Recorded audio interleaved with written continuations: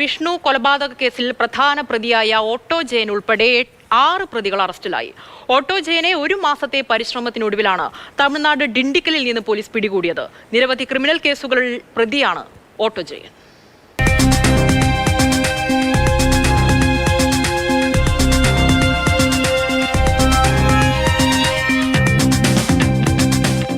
Jayan mobile phone ഉപയോഗിക്കാത്തതാണ് കാരണം.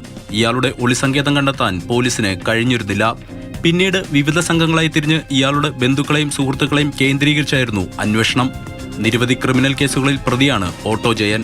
ഇയാളുടെ കൂട്ടാളിയായിരുന്ന 6000 എന്ന് വിളിക്കുന്ന ജിജു, അച്ചു എന്ന് വിളിക്കുന്ന അരുൺ, അനൂപ്, ഇയാളെ രക്ഷപ്പെടാൻ സഹായിച്ച വെള്ളയപ്പം എന്ന് വിളിക്കുന്ന രാജേഷ്, ലാലു തുടങ്ങിയവരാണ് അറസ്റ്റിലായത്.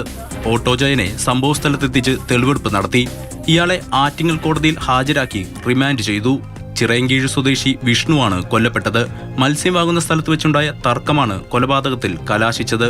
തിരുവനന്തപുരം റൂറൽ SP കിരൺ നാരായണൻ IPSന്റെ നിർദ്ദേശപ്രകാരം ആറ്റിങ്ങൽ DYSP മഞ്ജുലാൽ, ചിറയൻകീഴ് SHO വിനീഷ് തുടങ്ങിയവരുടെ നേതൃത്വത്തിലായിരുന്നു അറസ്റ്റ്.